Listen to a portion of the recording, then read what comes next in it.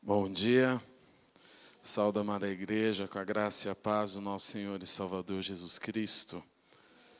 Nós nos reunimos essa manhã para louvarmos a Deus, também para meditarmos sobre a sua palavra, conforme está escrito na segunda carta de Pedro, no capítulo 2.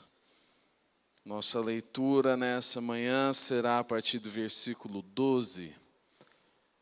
Nós estamos continuando uma série de pregações, de estudos na segunda carta de Pedro.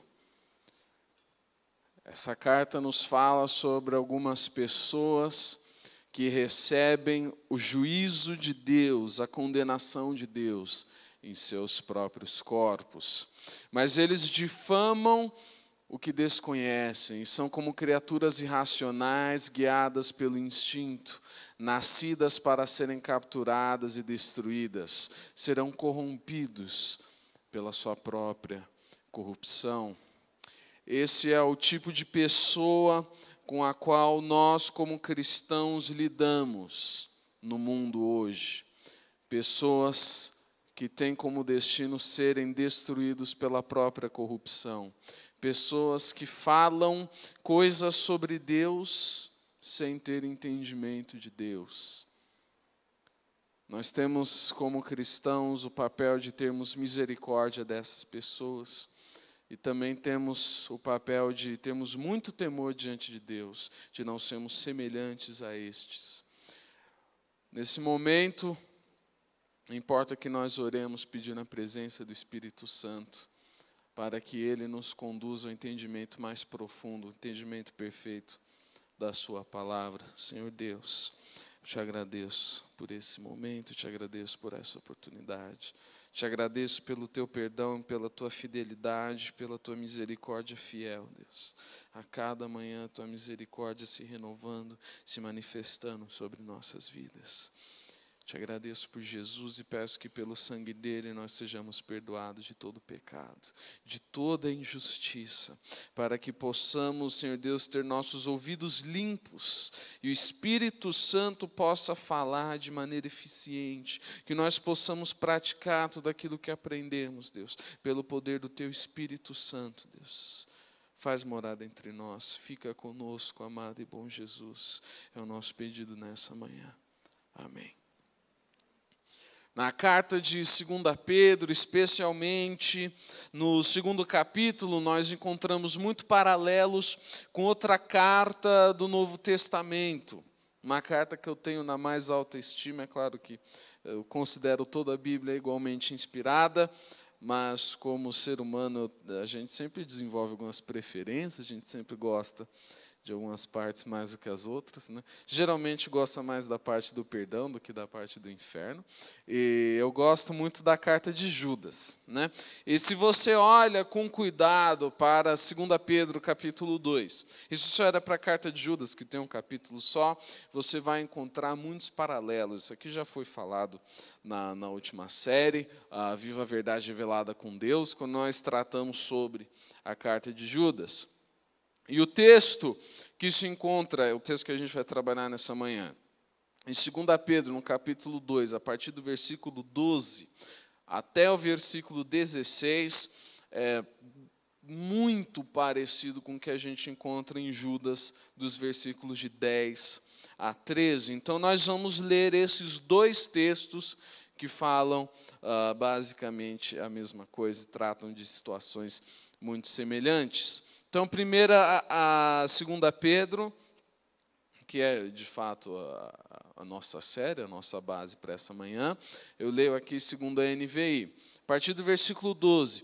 Mas eles difamam o que desconhecem, e são como criaturas irracionais, guiadas pelo instinto, são como bichos burros, nascidas para serem capturadas e destruídas, serão corrompidos pela sua própria corrupção. eles receberão retribuição pela injustiça que causaram. Consideram prazer entregar-se à devassidão em plena luz do dia. São nódoas e manchas, regalando-se em seus prazeres quando participam das festas de vocês. Tendo os olhos cheios de adultério, nunca param de pecar. Iludem os instáveis e têm o coração exercitado na ganância. Malditos!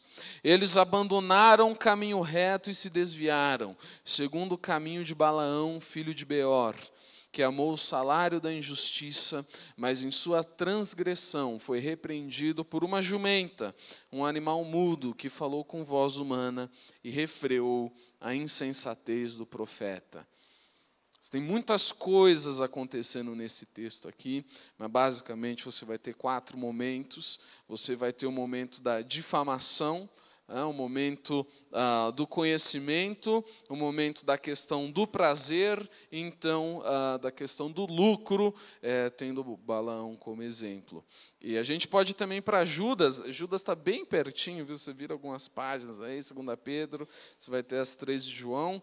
E aí você vai achar Judas. Judas é uma delícia de carta, assim, uma coisa sensacional. Volta para casa, lê Judas, viu? Rapidinho, quando você espera o almoço ficar pronto, né? E faz isso aí, porque Judas é sensacional. E é bem igualzinho que está em 2 Pedro, principalmente no capítulo 2. Você vai ver que é muito igual, muito igual. Só prestar atenção. Então, eu acho que eu induzi vocês ao erro, hein? O que seria melhor fazer é projeta Judas, deixa aberto em 2 Pedro. Vamos fazer essa comparação, esse estudo. Se você tem Bíblia, a pessoa do seu lado tem Bíblia, vocês podem deixar aberto os 2 textos ao mesmo tempo, né?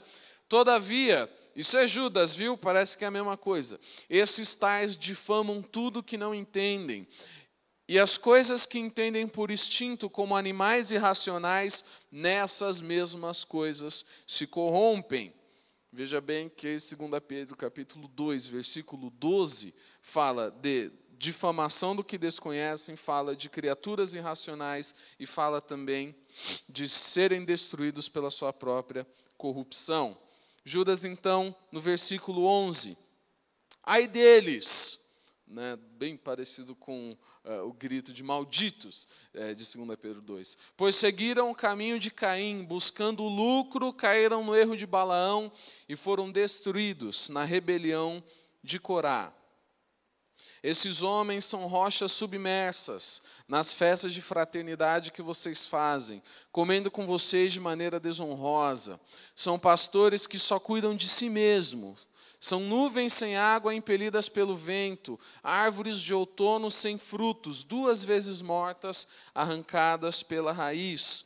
São ondas bravias do mar, espumando seus próprios atos vergonhosos, estrelas errantes para as quais estão reservadas para sempre as mais densas trevas. Esse finalzinho aqui do texto de Judas vai encontrar paralelos mais adiante em 2 Pedro, no capítulo 2, mas a gente vai se ater aqui ao trecho que vai até o versículo 16.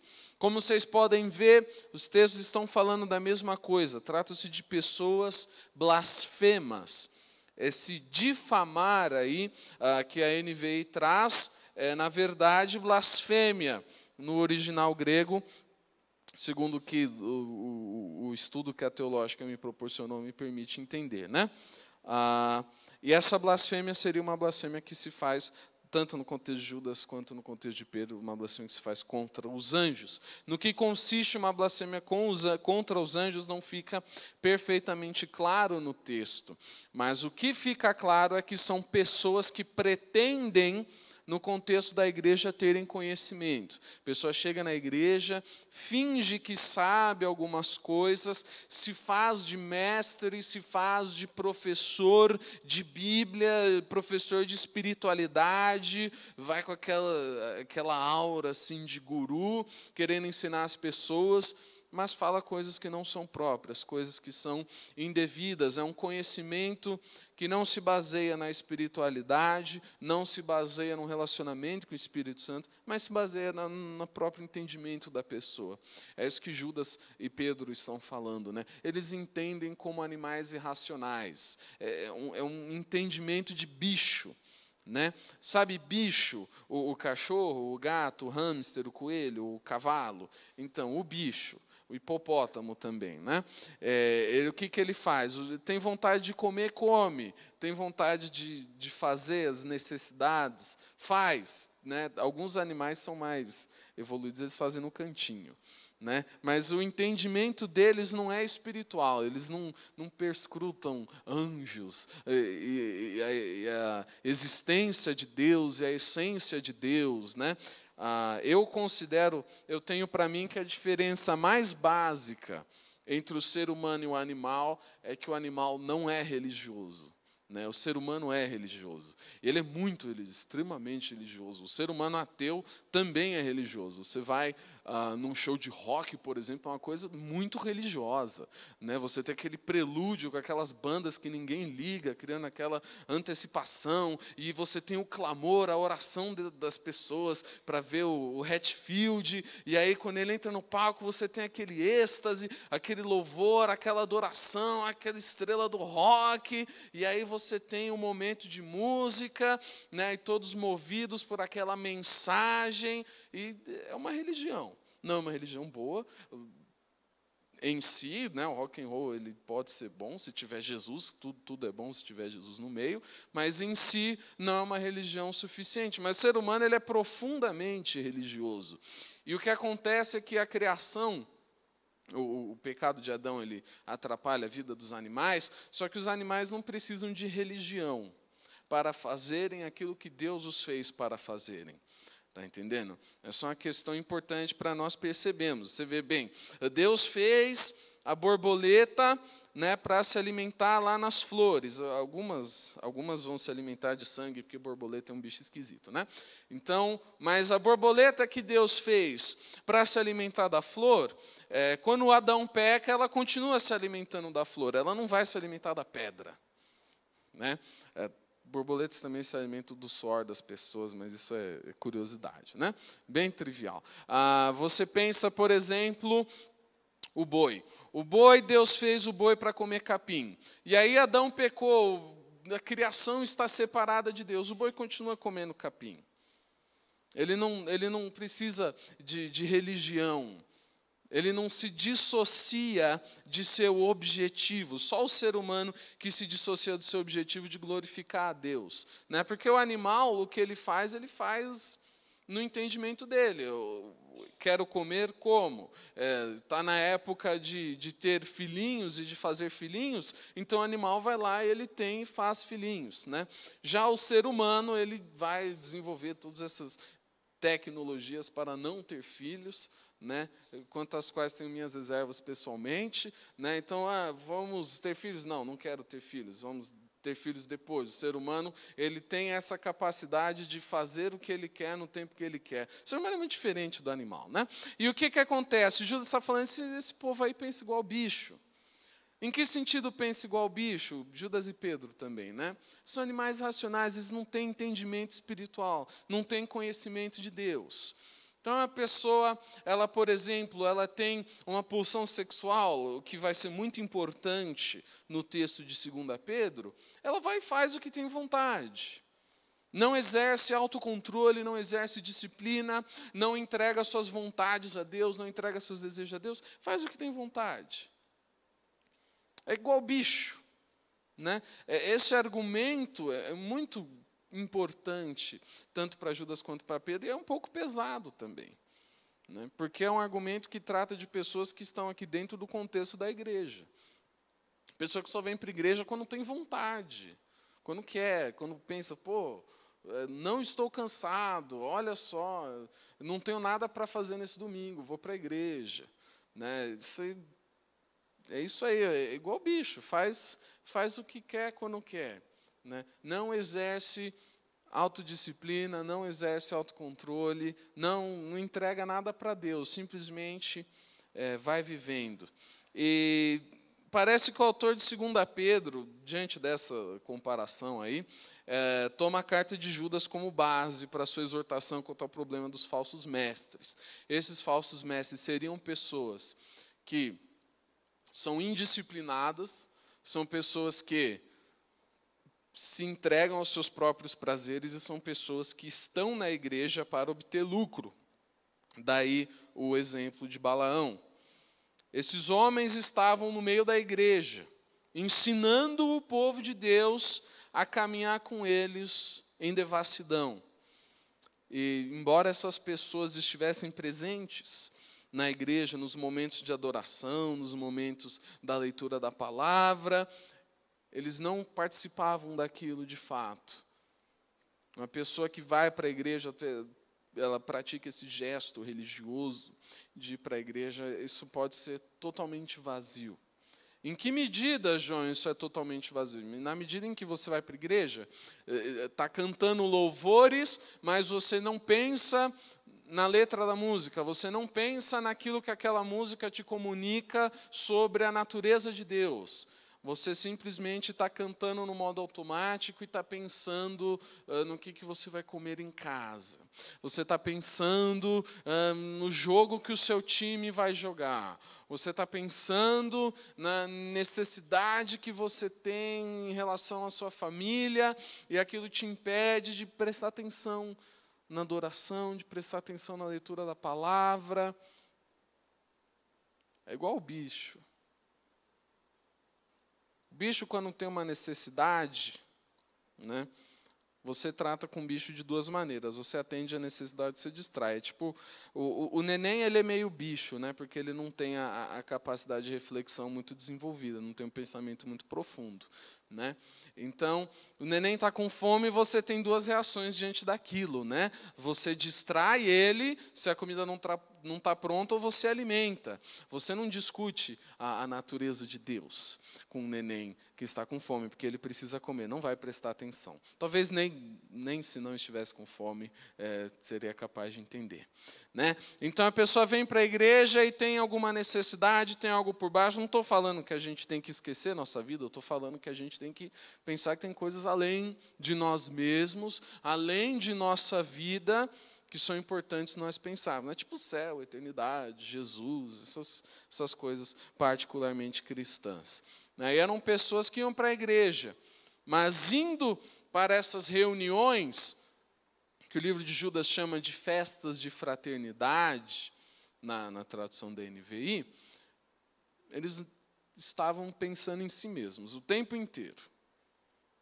Não era um exercício para crescer em fé, não era um exercício para crescer em conhecimento, não era algo para Jesus, não era algo para Deus, era simplesmente algo para eles mesmos. Aquela pessoa que vai para a igreja, aí termina a pregação e fala, pregação foi assim, assim, isso foi bom, isso não foi bom, e vai para casa. Não tem reflexão, só julgamento, só crítica. Claro que a crítica ela é importante para o crescimento, mas é claro, né? Vai criticar o pregador, mas se você, por exemplo, o Joe está lá na galeria. Oi, Joe, gosto muito de você, né? Suponhamos que eu fale uma coisa, ele discorde de mim, fala, não, essa interpretação bíblica está zoada, João, porque eu sou o Joe, eu leio muito a Bíblia, que eu sei que ele lê muito a Bíblia e tem conhecimento. Aí ele vira para o João Eduardo, que está do lado dele, prestando atenção também. Os jovens que sentam na galeria e prestam atenção me dão muito orgulho. E ele vira para o João Eduardo e fala, olha, João Eduardo, isso que o João falou está esquisito, está meio... It's very weird, man. Isso não encaixa na palavra de Deus, isso não está bom para mim. Ok, mas... se é para promover crescimento e melhora, ele tem que falar comigo. Porque sou eu que estou aqui falando. Você está entendendo? O problema da crítica, você vem para a igreja, você gosta de ficar criticando, mas não fala com quem adiantaria falar alguma coisa. Então, não é uma crítica para melhorar, é só uma crítica para você exercer esse papel de vou avaliar a igreja, vou avaliar a roupa, vou avaliar como fala e como se move. não adianta. Sabe, se você vem para a igreja para isso mesmo, né, o que Pedro fala são como criaturas irracionais. Né? Esse texto, o que eu quero trazer essa manhã sobre esse texto é que ele nos deve despertar para um problema muito grave. Problema de não sermos pessoas profundamente religiosas. O problema da religião não é que ela é superficial. O problema da religião é quando ela é superficial. Porque uma pessoa profundamente religiosa, por meio da sua religião, se condiciona à autodisciplina, se condiciona à reflexão profunda sobre a palavra de Deus. Uma pessoa que lê a Bíblia todos os dias, por ser uma pessoa religiosa, cresce muito mais espiritualmente do que a pessoa que lê a Bíblia uma vez por semana, por ser uma pessoa espiritual. O problema da religião é quando ela só aparece quando a gente quer. Essa é a religião falsa. Jesus nos ensina práticas, gestos religiosos. Jesus não fala simplesmente, tem um relacionamento com Deus. Jesus fala, olha, quando você for orar, vá para o seu quarto, feche a sua porta, são gestos religiosos. Olha, tenha o seu momento com Deus. Veja bem, são gestos religiosos. Religiosos em que medida? Em que eles são para você. Deus te ouve do mesmo jeito se você estiver com a porta aberta, com a porta fechada. Já parou para pensar nisso? Deus te ouve do mesmo jeito, você orando no seu quarto, você orando no metrô. Mas para você, para a sua própria experiência, esse gesto de se retirar para o seu quarto e fechar a sua própria, esse gesto de dobrar os seus joelhos, são gestos que comunicam realidades espirituais. São gestos religiosos. O problema é, você pratica o gesto religioso uma vez por semana, então você não é uma pessoa religiosa. Sinto muito dizer, você é uma pessoa que busca um entretenimento diferente no domingo. Tem gente que vai para o Parque Vila Lobos, tem gente que fica em casa vendo Faustão, e tem gente que vai para a igreja. E acha legal, divertido, ir para a igreja e ficar criticando, e ir para a igreja e encontrar as pessoas e ficar conversando, ficar mandando WhatsApp no meio da mensagem. Acha divertido, mas não pratica uma religião sã, uma religião boa, que é o quê? Orar, ler a Bíblia, jejuar, ajudar o órfão e a viúva nas suas necessidades, se afastar da corrupção do mundo, como está escrito no livro de Tiago.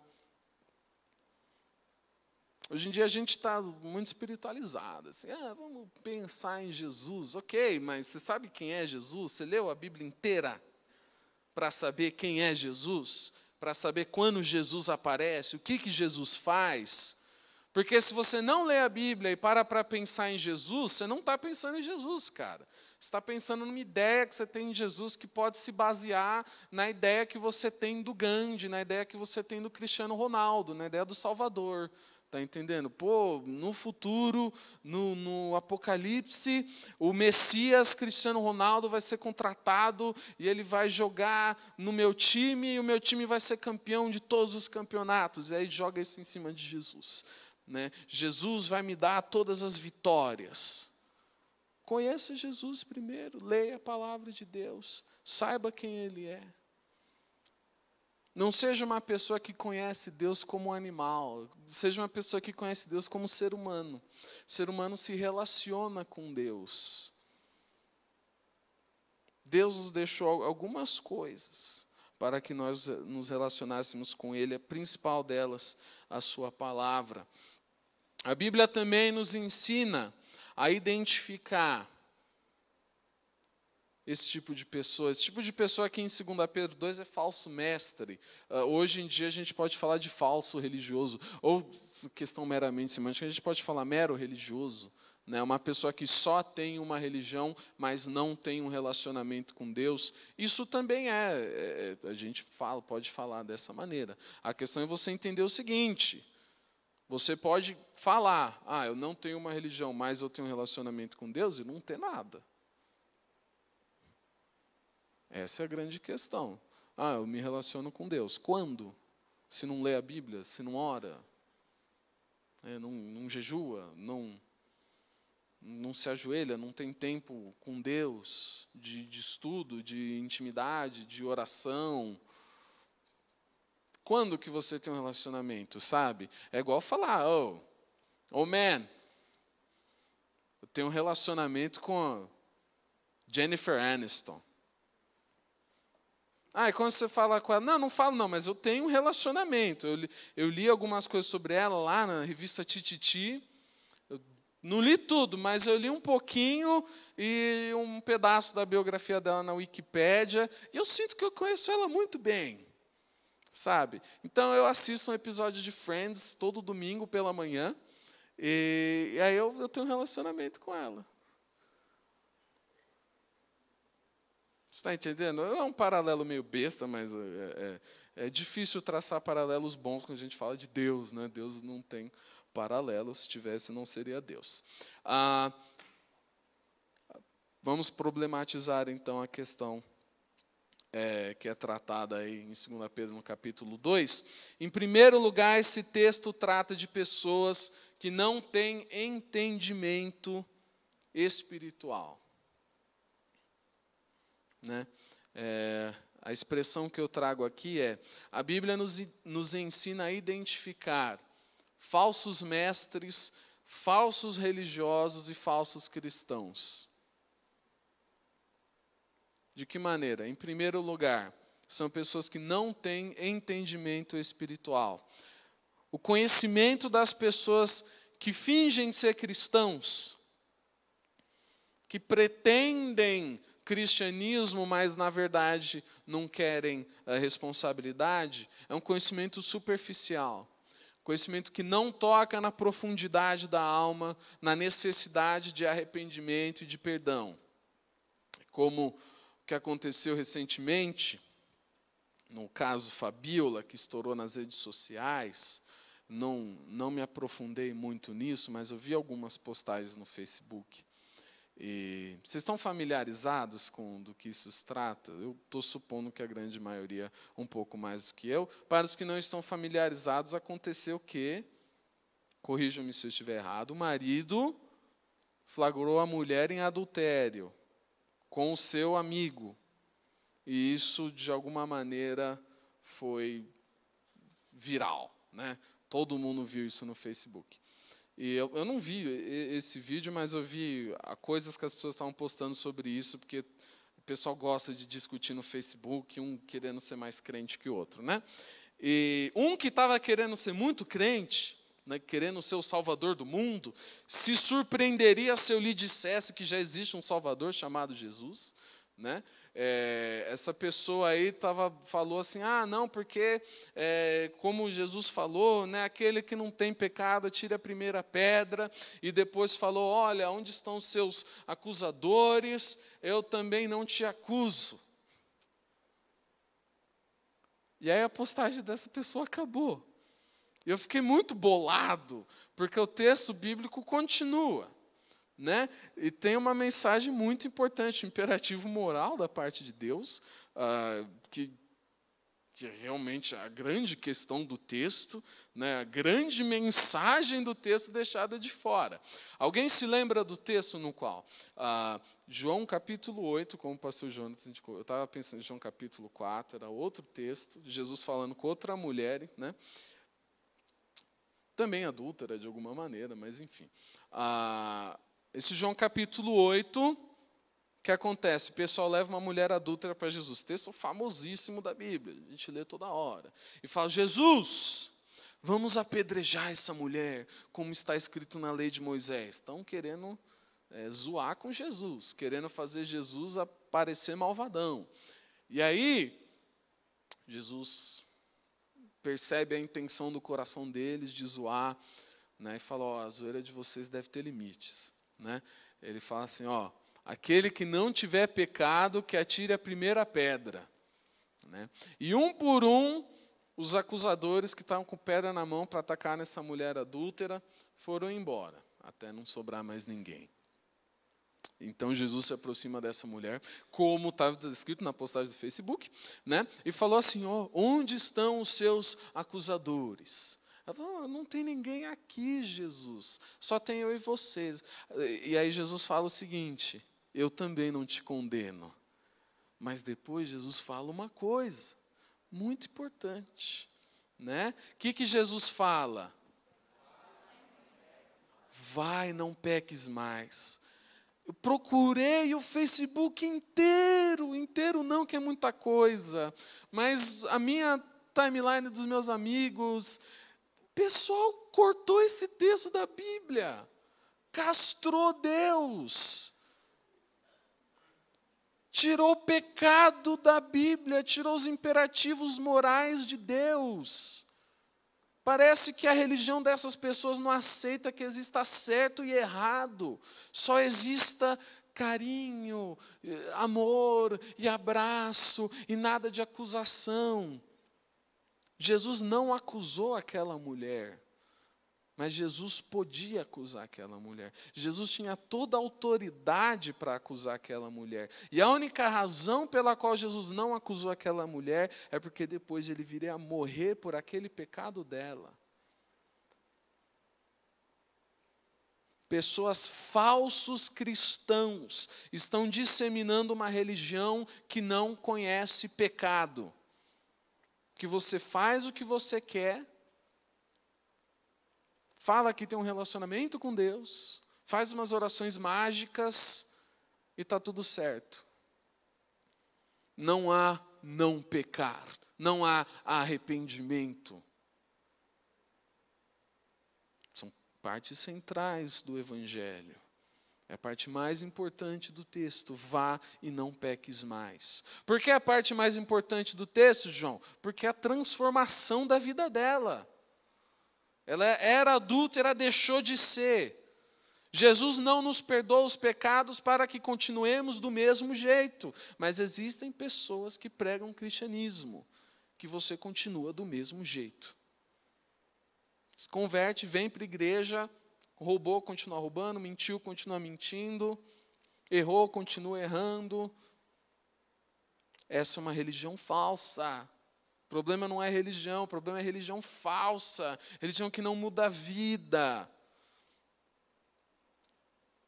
Pessoas que não têm conhecimento espiritual agem dessa maneira. Só tomam da Bíblia a parte que querem, deixam de lado condenação, pecado, juízo, poder de Deus.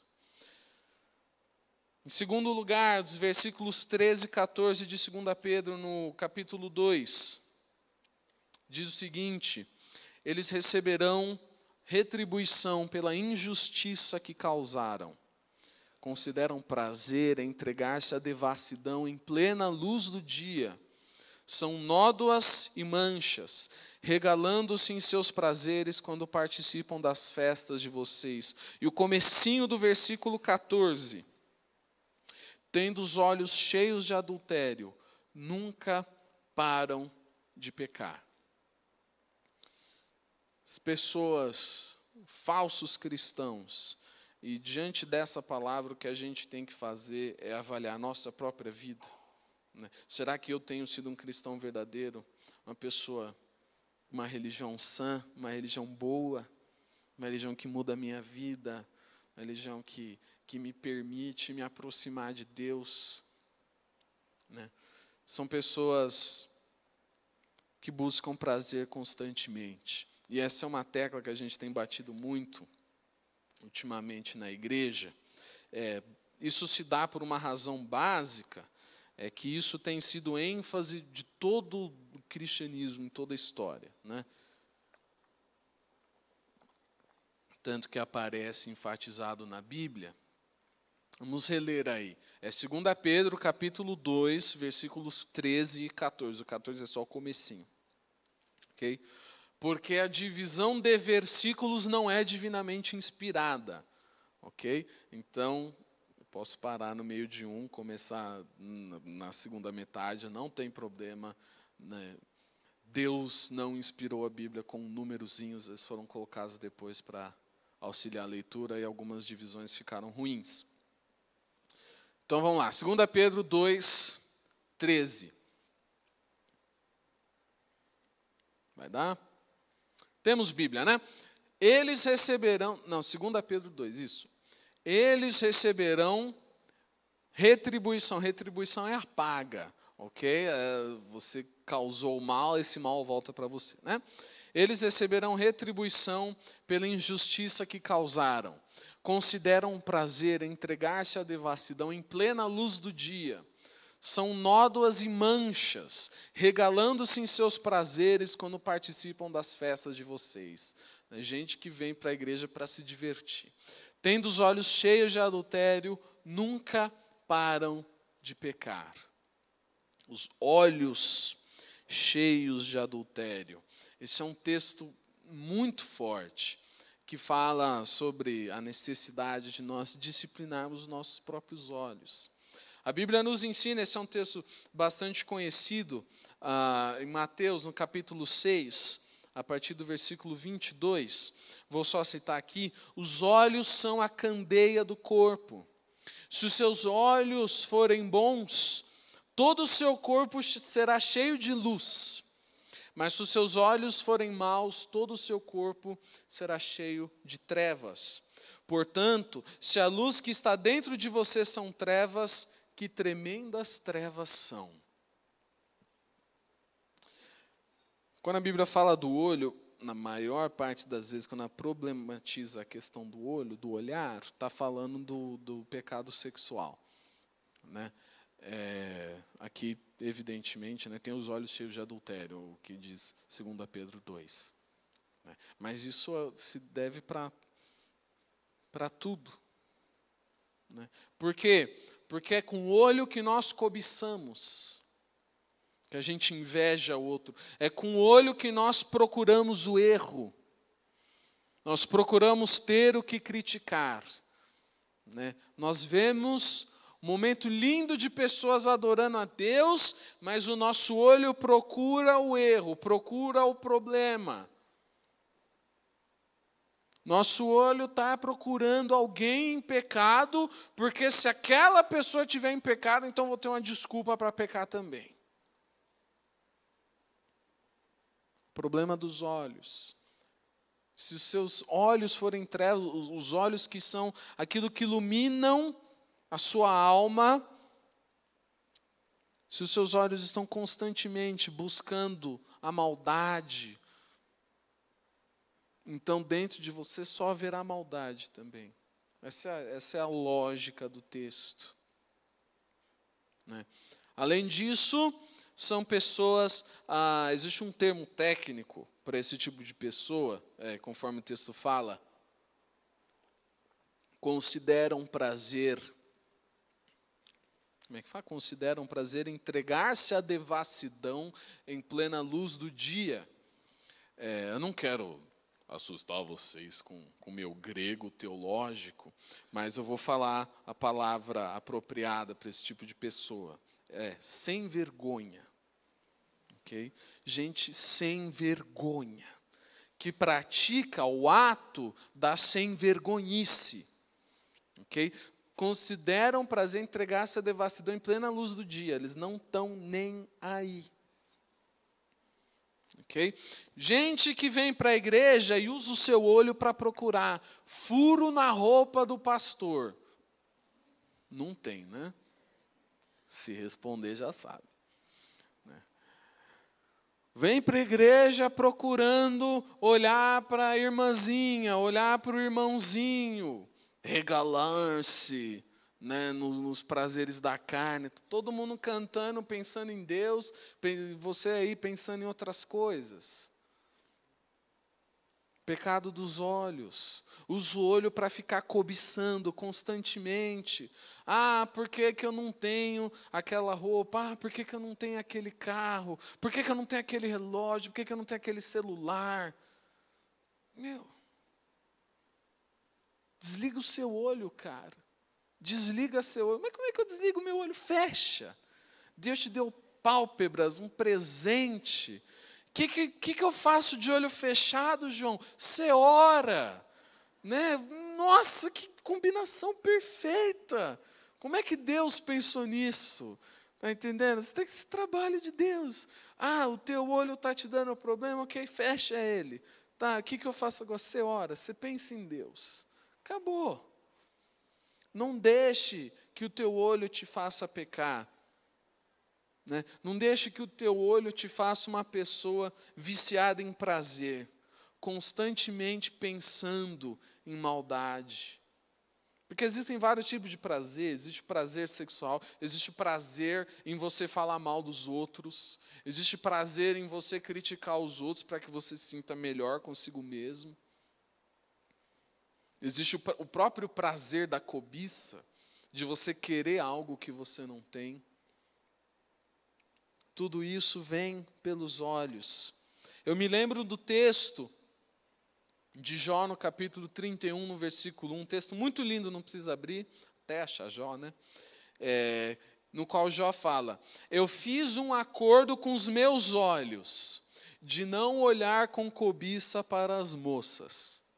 Jó era um cara justo, ele era muito justo, né? Assim, de todas as pessoas, não tinha muitos como Jó. Né? Ele fez um contrato, um acordo com os próprios olhos de não olhar para as moças. Né? A João Ferreira de Almeida traz de não olhar para as virgens. Né? De não cobiçar, não ficar olhando para a mulher do outro. Mas ela é solteira, mulher do outro que não sabe quem é, mas não é sua. Oxi, e se um dia for a ser sua, ainda não é de Jesus. Ok? Vai cobiçar a mulher de Jesus para ver, marido ciumento que ele é. Nossa, te taca no inferno. Se você não se arrepender depois, né? Que isso, João? Jesus tacando as pessoas no inferno? Desculpa, está escrito, né? Não tem como fugir disso, né? Mas morreu, segunda morte, está lá no Apocalipse, a morte e o Hades são lançados no lago que arde em fogo e enxofre, né? Não tem como escapar disso. E Jó, ele entendeu, eu fiz um contrato com os meus olhos, eu fiz um acordo com os meus olhos. Eu vou disciplinar meus olhos. Tem problematização da roupa na igreja, roupa no acampamento, como eu estava falando para o Joe, né? Vai ter o day camp lá em Campinas, da juventude, e é uma igreja com piscina, né? Fazer um contrato com os olhos no dia do day camp, porque é a igreja com piscina. Está entendendo? Vou olhar para cima, vou olhar para o céu. Está entendendo? Eu não sei se eu vou, mas se eu for, é necessário. É necessário, como Jó. João, você está falando desse jeito, se Jó precisou, ele era Jó, eu sou João, sabe? Eu tenho uma segunda parte pior, ele era todo justo, eu sou só justificado pelo Espírito, não tem em mim coisa nenhuma. Se Jó precisou, eu muito mais. Está entendendo? Contrato com os olhos. Não vou cobiçar o carro do meu irmão. Nossa, ele apareceu na igreja com aquele carro bonito. Ainda não entendo de carro. Um dia eu vou entender de carro. Mas ontem eu brinquei de stop. Eu tenho o nome de carro na cabeça. Etios. O irmão apareceu na igreja com Etios, porque eu não consegui pensar num carro com a letra E. Fiquei com isso na cabeça. Nossa! Que carro bonito, por que eu não tenho esse carro, Deus? Senhor, por que o Senhor não me concedeu a mega da virada? Eu teria sido um de tantos vencedores, mas dava para comprar um carro bonito. Não pensa assim, pensa, meu irmão tem um carro bonito, glória a Deus. Glória a Deus, meu irmão tá feliz. E eu também estou feliz que eu tenho Jesus. Né? Esquece isso de se comparar com o outro. O outro é outro, você é você. O outro tem carro, você tem Jesus, você tem o que você precisa. Mas eu não tenho o que eu preciso. Então Deus vai te dar o que você precisa. Porque se você continua a leitura de Mateus no capítulo 6, é exatamente isso que vai acontecer. Né? Ou se Deus cuida do passarinho, Deus vai cuidar de você. Não se preocupe. Não pense em dinheiro, que é o nosso próximo item. Né? Dos versículos 14 a 16, Pedro vai falar da questão do dinheiro. Ele fala o seguinte: Segunda parte do versículo 14 falam, iludem os instáveis. O que é iludir os instáveis? É ensinar errado para as pessoas que não sabem. Chegar para um novo cristão e encher a cabeça dele de groselha. Né? Iludem os instáveis e tenham o coração exercitado na ganância. Exercitado na ganância, olha só. Né? A gente fala de exercícios religiosos, né? Dobra o seu joelho, fecha o seu olho. Né? Dá para exercitar na ganância também, é um outro problema. Malditos! Pedro não tá pensando coisa boa dessas pessoas. Eles abandonaram o caminho reto e se desviaram, seguindo o caminho de Balaão, filho de Beor, que amou o salário da injustiça. Mas em sua transgressão foi repreendido por uma jumenta, um animal mudo, que falou com voz humana e refreou a insensatez do profeta. A história de Balaão, você chegando em casa, eu te incentivo a ler a história de Balaão, está no livro de Números, os capítulos 22, 23, 24 e 25. Balaão era profeta, ele foi contratado por Balaque para profetizar contra o povo de Deus. Né? E falou assim, eu vou te dar dinheiro e você profetiza, mas sua profecia vai ser o seguinte, você vai amaldiçoar o povo de Deus, você vai amaldiçoar Israel. E Balaão foi nessa, aí apareceu o anjo do Senhor com uma espada, e a jumenta brigou com ele, foi doido. Não vou te dar spoilers, leia a história, super história da jumenta falante de Balaão, ok? Números 22, 23, 24 e 25, ok? Ele aceitou a proposta de profetizar contra o povo de Deus. Ele no decorrer da história ele vai ser impedido pela jumenta, mas ele permanece na tradição judaica como um símbolo de um homem que foi corrompido pelo dinheiro. Né? Ele é símbolo disso. Fala de Balaão, dentro da tradição judaica você está falando de uma pessoa gananciosa. Né? E na própria continuação do texto de Mateus 6, né, a gente leu o versículo 22 e 23, então no versículo 24, nós lemos o seguinte, ninguém pode servir a dois senhores, pois odiará um e amará o outro, ou se dedicará a um e desprezará o outro, vocês não podem servir a Deus e ao dinheiro. Existem pessoas que amam mais o dinheiro do que a Deus. E existem outras pessoas ainda que amam tanto dinheiro que não têm nenhum amor por Deus. E a realidade, eu vou falar sinceramente com vocês aqui, é que nesse mundo é muito mais fácil você ser bem-sucedido se você não for uma pessoa profundamente religiosa. Se você não for uma pessoa cristã. Cristão de verdade. Não esse cristão que tem relacionamento. Não, cristão de verdade, aquele que firme, aquele honroso, aquele cristão que não mente. Não é aquele cristão que mente, depois vem para a igreja, chora e sempre. Não, cristão que não mente. Fala assim, você pode fazer isso aqui para mim e tal, não é muito certo, mas eu te dou um bônus. Não posso. Por quê? Porque eu sou crente. Acabou. Mas você vai perder o emprego. Paciência, eu sou crente. Eu sou crente. Cristão, não mente. Cristão, não rouba. Ponto final. Tanta gente aí falando que é crente, mentindo, roubando. Por causa do dinheiro, por causa da cobiça, por causa da ganância. O mundo sempre vai receber melhor aqueles que praticam a maldade. Sempre vai tratar melhor aquele que dá um jeitinho, aquele que não vai ter problema em mentir, em roubar, aquele que não vai ter problema em fazer aquilo que sabe é errado para se dar bem na vida. Diante disso, você tem que entender o seguinte, muitas vezes na sua vida você vai ter que escolher. Eu vou fazer o que Deus quer ou o que o meu patrão quer. Eu vou fazer o que Deus quer ou aquilo que é mais fácil para mim. Vai ter que escolher. Muitas situações da sua vida, você vai ter que escolher. E se for para resumir tudo que nós falamos até agora, vamos abrir então em 1 João, no capítulo 2, no versículo 16. E logo estaremos encerrados. 1 João, no capítulo 2, no versículo 16.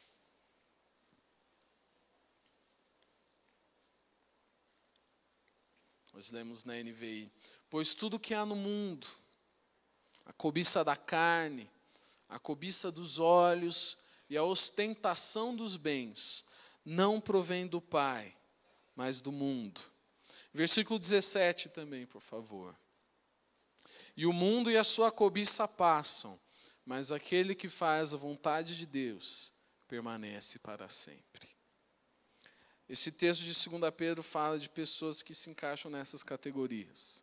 São pessoas que pensam segundo sua própria carne, que buscam seus próprios prazeres, que se guiam pela cobiça de seus olhos e pela ostentação dos bens. Cobiça da vida, a vontade de ser grande.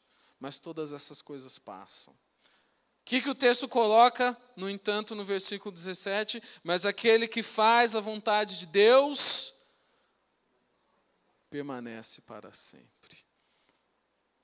Você tem uma escolha. Você pode ter o seu prazer agora, ou você pode permanecer para sempre. É simples desse jeito.